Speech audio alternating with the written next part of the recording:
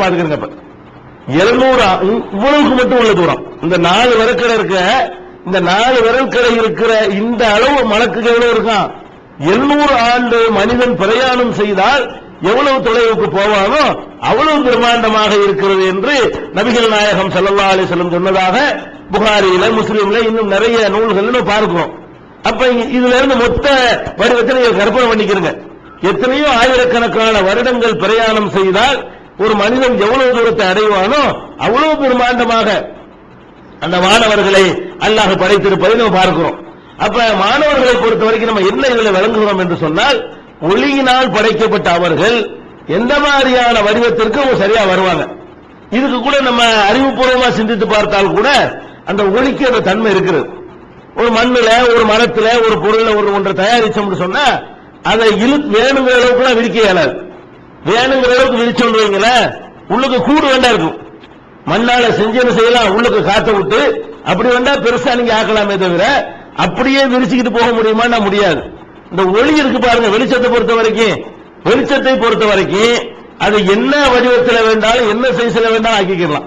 ஒரு ரூம்ல லைட்டை போட்டு ரூம் சைஸ் ஆகிக்கிறது, அது எந்த இடத்துலயும் வெற்றிடமே கிடையாது. அந்த வெளிச்சம் இந்த ரூம் முழுசு செய்ய, ஹால் முழுவதும் நிறைந்த ஒவ்வொரு இடத்திலையும் அந்த வெளிச்சம் இருந்துகிட்டு இருக்கிறது. ஒவ்வொரு புள்ளியிலையும் அந்த வெளிச்சம் இருந்து கொண்டே இருக்கிறது. இந்த லைட்டையே போட்டு இந்த ரூமை ஒரு 25 மடங்கு சின்னதாக்குனீங்கன்னு வைங்க, அப்போ அந்த வெளிச்சம் தான் அதனுடைய வெளிச்சம் தான் என்னவாகுது, இதுக்குள்ள இறங்கி போயிடுது. ஒரு சின்ன ஒரு டப்பாவுக்குள்ள வச்சா கூட அதுக்குள்ள வெளிச்சம் இறங்கி போயிடும். சின்ன ஒரு பாக்ஸுக்குள்ள ஒண்ணுக்கு ஒண்ணு ஒரு பாக்ஸ் செஞ்சு அதுக்குள்ள மாட்டி வச்சோம்னு சொன்னா இந்த வெளிச்சம் அதுக்குள்ள இருக்குது. அப்ப அந்த வெளிச்சம் இடையில உட்கூடு கிடையாது, இடைவெளி விடுறது கிடையாது, அதுவே அப்படியே விரியுது. இப்படி ஒரு பொருள் உலகத்தில் ஒளிதான் இருக்கிறது. ஒரு தண்ணியோ மண்ணோ எதை விரிச்சாலும் சரி, விரிச்சிங்கன்னா எவ்வளவு கேப் விழுந்துரும். அப்ப விரிக்கி எவ்வளவு நாள் விரிக்கலாம், எவ்வளவு நாள் சுருக்கலாம், வட்டமாக்கலாம், நீளமாக்கலாம். இந்த பில்டிங் ரவுண்டா அந்த வெளிச்சம் ரவுண்ட் ஆகிக்கிறோம். இந்த வெளிச்சம் மொத்தமா எவ்வளவு இருக்கு, ரவுண்ட் சைஸுக்கு ஆகிக்கிறோம். இது ஸ்கொயரா இருந்தா அதுவும் ஸ்கொயர் ஆகிக்கணும், இது நீளமா இருந்தா வெளிச்சம் நீளமா ஆகிக்கிறோம். இப்படியான பலவிதமான வடிவங்களை பெறக்கூடியதாக அந்த ஒளி இருக்கிறதுனால அதுலதான் அவங்க படைக்கப்பட்டாங்க. அவங்களுடைய மெட்டீரியல் என்ன, அதனால கண்ணுக்கு தெரியல. ஒளியினால் படைக்கப்பட்ட காரணத்தினால அவங்க எப்படி வேணாலும் வர்ற மாதிரி என்ன இருக்கணும், அல்லாஹ் படைத்து வைத்திருக்க பார்க்கிறோம்.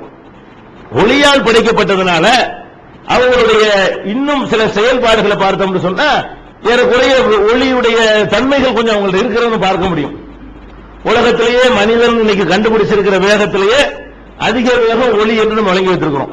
மனிதன் கண்டுபிடித்திருக்கிற வேகத்துல ஒவ்வொன்றுக்கு ஒரு வேகம் இருக்குல்ல, ஒவ்வொன்றும் செல்லக்கூடிய வேகம், பிரயாண தூரம் ஒன்று இருக்கிறது.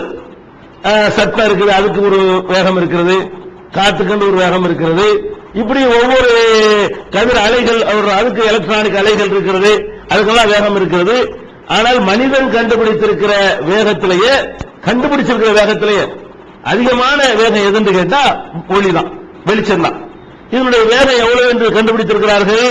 வினாடிக்கு 3 லட்சம் கிலோமீட்டர் ஓடி போயிடும். இப்படின்னா 3 லட்சம் கிலோமீட்டர் ஒரு வினாடி நேரத்தில் வெளிச்சத்துக்கு அடிச்சீங்கன்னு சொன்னா இது போய் 3 லட்சம் கிலோமீட்டர் போய் சேர்ந்துருது. அப்ப ஒளியுடைய வேகம் வினாடிக்கு 3 லட்சம் கிலோமீட்டர் எல்லாம் சொல்கிறார். அப்ப அவ்வளவு வேகமாக ஒன்று இதுவரைக்கும் கண்டுபிடிக்கப்படவே இல்லை. இருக்குதா இல்லையான்னு தெரியல, அதை விட அல்லாஹ் வச்சிருக்கலாம்.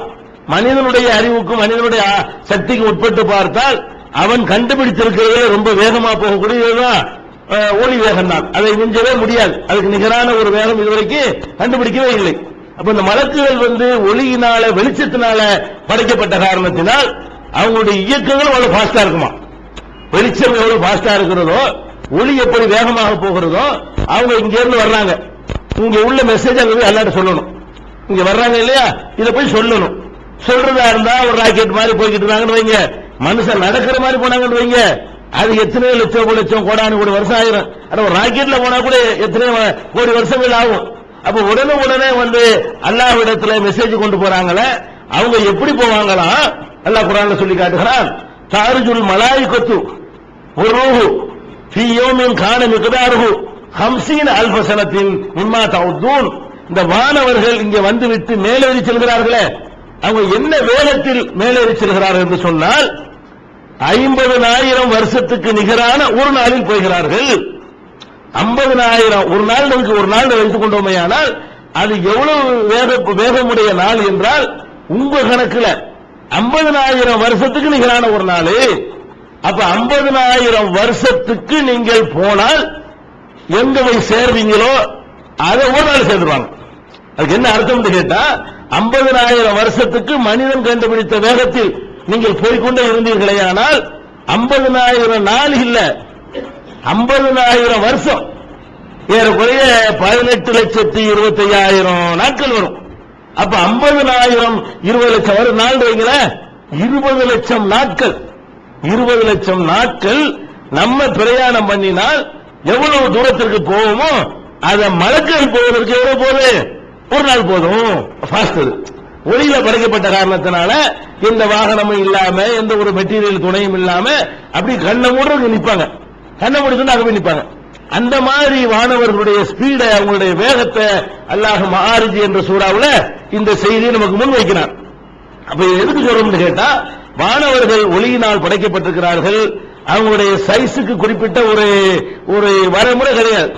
இன்னும் சொல்ல போனால் இஸ்லாத்தை போலவே இன்னும் ஏராளமான மதங்கள்ல தேவதைகள் என்ற பெயர்ல, அதாவது மனிதன் கடவுள் அல்லாம இன்னும் நடுவுல சிலர் இருக்கிறாங்க, தேவ தூதர்கள் இருக்கிறாங்க, தேவர்கள் இருக்கிறாங்க, தேவதைகள் இருக்கிறாங்க என்றெல்லாம் எல்லா மதங்களையும் நம்புகிறார்கள். தேவதை வந்துச்சு, தேவர் வந்தார் என்றெல்லாம் நம்புகிறார்கள். நம்ம மலக்குகள் என்று சொல்கிறோம். ஆனால் அதுக்கு எனக்கு டிஃபரெண்ட் என்னன்னு கேட்டா, முக்கியமான விஷயம், ஒரு தேவதை என்று சொல்லும் போது ஒரு அழகான ஒரு தோற்றத்தை கொடுப்பாங்க. இவங்கள வரையும்போது எப்படி வரைவாங்க, ரொம்ப பர்சனாலிட்டியா, ரொம்ப உலக அழகை போட்டியில கலந்துக்கிற மாதிரி தான் அந்த தேவதை என்ன செய்வாங்க, வரைஞ்சு காட்டுவாங்க. ஆனா அல்லாஹ் ரப்பல் ஆலமீன் என்ன பண்றான், இந்த வானவர்களை பொறுத்த வரைக்கும் என்ன வேலைக்கு அவங்க அனுப்புறோமோ அதுக்கு தகுந்த மாதிரி வடிவம். அவங்களுக்கு ஒரு பர்சனாலிட்டி ரொம்ப பர்ஃபெக்ட், பார்த்தாலும் அப்படி கவர்ச்சிகரமா அப்படி பார்த்துக்கிட்டே இருக்கிற மாதிரிலாம் இருக்க மாட்டாங்க. பார்த்தா பயந்து ஓடுற மாதிரி இருப்பாங்க. பயந்து ஓடுற மாதிரி வேலைக்கு அனுப்புறாரு அப்படித்தான் இருப்பாங்க. அது நல்லது பரிசு கொடுக்கறதுக்கு வர்ற ஆளு அவங்கள பார்த்தா நம்ம சந்தோஷப்படுற மாதிரி இருக்கு.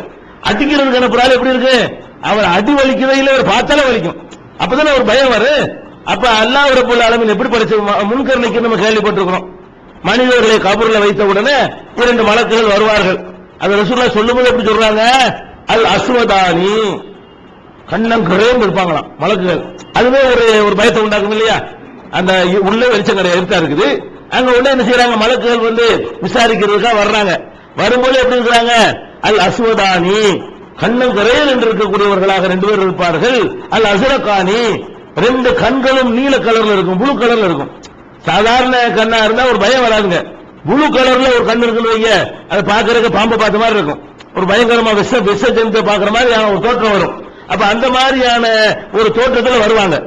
பேரு கூட என்ன, முன்கர், பார்க்க சகிக்காத அர்த்தம். முன்கருக்கு அர்த்தம் என்ன அர்த்தம், ஒரு ஆளுக்கு பேர் முன்கரு, ஒரு ஆளுக்கு பேர் நக்கீர்.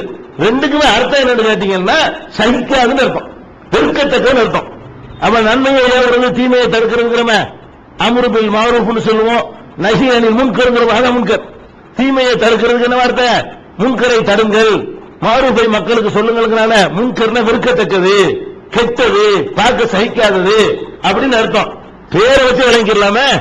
2 பேரும் கேள்வி கேட்கல அனுப்புறான், ஒரு ஆள் பார்த்தா முன்கரா இருக்கிறாரு, அதுக்கு அர்த்தம் என்னது, பார்க்க சகிக்காது, பார்க்க இயலாது, பார்க்கவே முடியாது, அவ்வளவு கோரமாக, அவ்வளவு ஒரு வெறுப்பை ஏற்படுத்தக்கூடிய வகையில அவர் இருப்பாரு. இன்னொரு ஆள் நக்கீர், அதுக்காக அர்த்தம் தான். நக்கீர்னால அர்த்தம் ஆளை பார்க்க சகிக்காது, அப்ப கருப்பாக நீல நிற கண் உடையவர், இப்படி எல்லாம் நம்ம பார்க்கிறோம். அப்ப ஒரு பர்சனாலிட்டியாக, ஒரு பார்க்க பசந்துன்னு சொல்லுவாங்களே, அந்த மாதிரியான தோற்றத்தில் தான் இருப்பார்கள் என்று எல்லாரும் சொல்ல முடியாது. அப்படி இருப்பாங்க, அந்த வேலைக்கு வரக்கூடியவர்கள் அப்படி இருப்பாங்க, இந்த வேலைக்கு வரக்கூடியவர்கள் இப்படியும் இருப்பார்கள். நரகத்தினுடைய காவலர்கள், நரகத்துக்கு சில காவலர்களை வச்சிருக்கிறான் அல்லாஹ்.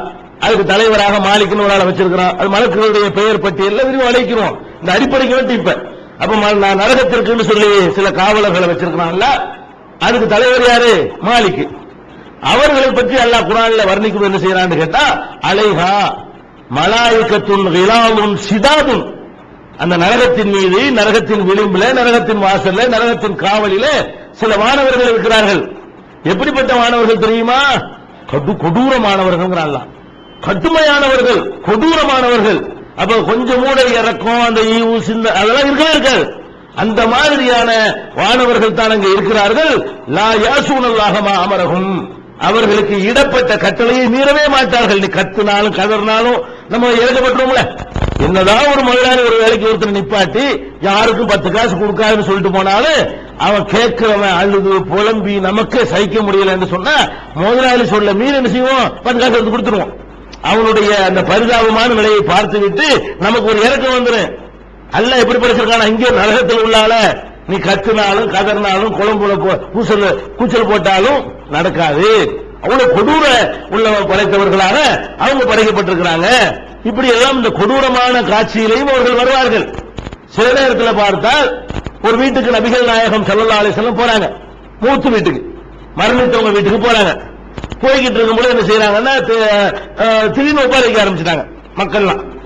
உடனே ரசூல் ஸல்லல்லாஹு அலைஹி வஸல்லம் சொல்றாங்க, இது வரைக்கும் இவ்வளவு நேரம் வரைக்கும் மாணவர்கள் தங்களுடைய சிறகுகளால் இவருக்கு அப்படியே நிழல் கொடுத்து கொண்டிருந்தார்கள்.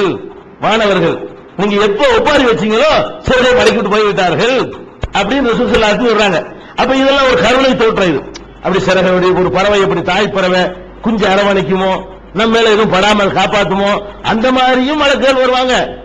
அதே மாதிரி உயிரை கைப்பற்ற மாணவர்களை பத்தி எல்லாம் என்ன சொல்றான், எவரிபூன உஜூஹும் அதுபாரகும், உயிரை கைப்பற்றக்கூடிய மாணவர்கள் என்ன செய்வாங்க, முதுகுல ஒரு குத்து குத்துவாங்களாம், மூஞ்சில எல்லா உயிரை அப்படித்தான் உயிரை அல்லாஹ் சொல்லி காட்டுறான். கெட்டவர்கள் அநியாயக்காரர்களுடைய உயிர்களை மாணவர்கள் கைப்பற்றும் பொழுது எந்த மாதிரி கைப்பற்றுவாங்களா, சில பேருக்கு மாவுல கிடக்கிற மயிர் மாதிரி கூட எடுத்துருவாங்க. மாவில் விழுந்த மயிரை எடுக்கிற முடி எடுத்தா கஷ்டப்படணுமா, வலிக்குமா, அதுக்கு யாருக்கா தெரியுமா, சட்டங்கள சத்தம் வருமா, சும்மா ஒரு மயிரில் மாவுல விழுந்த முடி எடுக்கிற மாதிரி அப்படி எடுக்கக்கூடிய உயிர் பறிக்கிறது உண்டு. இவங்களுக்கு எப்படி உயிரை வாங்குவாங்களா, எவரி போன உஜூககும் அதுபாரகும், முகத்திலே அடிப்பார்கள், முதுகுலை அடிப்பார்கள், அடித்து அகரிச்சு அம்புசக்கும் உயிரை விடு வெளியே அப்படின்னு சொல்லி அடித்து கைப்பற்றி எடுத்து செல்வார்கள் அல்லாஹ் சொல்லி காட்டுகிறான். அப்ப இதெல்லாம் அந்த மாதிரி கொடூரமா வானவர்கள் என்று சொன்ன என்ன வழங்கினேன், அவர்கள் எந்த டியூட்டிக்கு அவர்கள் நியமிக்கப்பட்டிருக்கிறார்களோ அதுக்கு ஏற்றவாறு வடிவமும் சக்தியும் தோற்றமும் உள்ளவர்களாக அல்லாஹ் என்ன செஞ்சிருக்கிறார்கள். ஒரு அப்படித்தானே செய்யணும். ஒரு வேலைக்கு நம்மளே ஒரு ஆளை தேர்ந்தெடுத்தோம்னா வீட்டுல செக்யூரிட்டிக்கு உள்ள ஆளை புல்தரைக்கு போயிடலான்னு போட முடியுமா, வீட்டு வாசலுக்கு செக்யூரிட்டிக்கு போடுறோம், ஒரு புல் தரதான் கீழே விழுந்துருவான், அவனை கொண்டு செக்யூரிட்டி நம்ம போடுவோமா, நம்மளே எப்படி பார்ப்போம், பெரிய மோட்டர் மிஸ் வச்சிருக்கானா, ஒரு மாதிரியா பார்த்த வாட்ட சட்டமா இருக்கிறானா, அப்பதான் கொஞ்சம் பயப்படுவாங்க. அப்ப செக்யூரிட்டிக்குன்னு சொல்லி ஒரு தனி வடிவம் வச்சிருக்கிறோம். அதே மாதிரி ரிசப்ஷன்ல விமானத்தை பொம்பளை கொண்டு விடுறான், இப்ப இப்படி சிரிச்சு சிரிச்சு கூப்பிட்டா ஆளுக்கு வருவாங்க. அப்ப அந்த மாதிரி சிரிச்சு சிரிச்சு கூப்பிடுற மாதிரி இருக்கிறது அதுக்குள்ள ஆளை போடுறான், பயங்காட்டுற இடத்துல இவனை பயங்காட்டுறத போடுறான். அப்ப ஹக்கீமான அல்லாஹ் ரப்பல் ஆலமீன் அவன் தேர்ந்து கத்துக்கிட்டே எல்லாம் இதெல்லாம் என்பது அவன் கொடுத்த இரும்பு தானுங்க. அப்ப ரப்புல் ஆலமீன் என்ன செய்யறான்னு கேட்டா, என்னென்ன வேலைக்கு என்னென்ன மாதிரியான ஆட்களை அனுப்பணுமோ அந்த மாதிரி பண்ணுவதை பார்க்கிறோம். அதனால இப்ப லூத் அலைஹிஸ்ஸலாம் அவர்கள் அவங்கள்ட்ட பாருங்க, அவங்க சமுதாயத்தில் பெரிய அநியாயம் நடக்கிறது. என்ன அநியாயம், உலகத்தில் யாரும் செய்யாத ஒரு அநியாயத்தை முத அவங்க செய்யறாங்க. அதுக்கு முந்தி கிடையாதுன்னு எல்லாம் சொல்றான். மா சபகக்கும் பிஹா மின் அஹதின் மினல் ஆலமீன், இது ஆணோடு ஆண் சேரக்கூடிய ஓரின சேர்க்கை என்ற இந்த குற்றத்தை, இந்த பாவத்தை, இந்த அசிங்கத்தை உங்களுக்கு முன்பு யாருமே செஞ்சது இல்லை என்று லூத் அலைஹிஸ்ஸலாம் சொன்னதாக திருமறையில் அப்பதான் முதல்ல ஆரம்பிக்கிறாங்க. இந்த வேலை உலகத்தில் ஆரம்பிச்சது எப்பதான், லூத் நபி காலத்தில் ஆரம்பிக்கிறது. அப்ப அவர்களை லூத் அலைஹிஸ்ஸலாம் சொல்லி பார்க்கிறார்கள், திருத்தி பார்க்கிறார்கள், என்னமோ பண்றாங்க, திருந்துறதா இல்ல. கடைசி என்ன பண்றான், அழிக்கிறதுக்காக வேண்டி மலக்குகள் அனுப்புறான். அவங்க எப்படி வர்றாங்க, சும்மா சாதாரண விருந்தாளி வர்ற மாதிரி லூத் அலைஹிஸ்ஸலாம் வீட்டுக்கு என்ன செய்யறாங்க, வர்றாங்க. இப்ராஹிம் நபியுடைய வீட்டுக்கு முதல்ல வர்றாங்க. இப்ராஹிம் நபி வீட்டுக்கு முதல்ல என்ன செய்யறாங்க, அவர்களோட விருந்தாளி வந்துட்டாங்க போல இருக்கு. அப்ப இப்ராஹிம் நபிக்கே தெரியல மலக்குன்னு சொல்லி மனிதர்கள் மாதிரி வர்றாங்க. உடனே நல்ல கால நல்ல கன்றுக்குட்டி எடுத்து அறுத்து புரிச்சு இந்தாங்க சாப்பிடுங்க அப்படின்னு ஒன்னே கொடுக்கிறாரு. கர்ரபஹு இலைஹிம் ஃபகால அலா தஅகுலூன், கிட்டத்தில் கொண்டு வைத்து நீங்க சாப்பிட மாட்டீங்களா, சாப்பிட மாட்டேங்கிறாங்க. ஏன் சாப்பிட மாட்டாங்களே, அவங்களோட தன்மை சொல்ல பின்னாடி அது வரும். அப்ப சாப்பிடல, மலக்குகளா இருக்கணும் சாப்பிடல. அப்புறமா என்ன செய்யறாங்க, நாங்க யாரு தெரியுமா, நாங்க 2 விஷயத்துக்கு வந்திருக்கிறோம். ஒண்ணு, உங்களுக்கு ஒரு குழந்தை பிறக்க போற நற்செய்தி சொல்ல வந்திருக்கிறோம். போற வழியில வேற ஒரு வேலைக்கு போயிட்டு இருக்கோம். பக்கத்து ஊர்ல இருக்காங்க லூத் அலைஹிஸ்ஸலாம் சமுதாயம், அவங்கள காலி பண்றதுக்கு போறோம். அப்படி போகும்போது இந்த வேலையை எல்லாம் சொல்லிட்டு வந்திருக்கிறான், உனக்கு புள்ளை பிறக்குங்கிற செய்தியை சொல்லிவிட்டு வேற ஒரு வேலையை பாக்குறதுக்கு நாங்க போய்கிட்டு இருக்கிறோம் சொல்லிட்டு அவங்க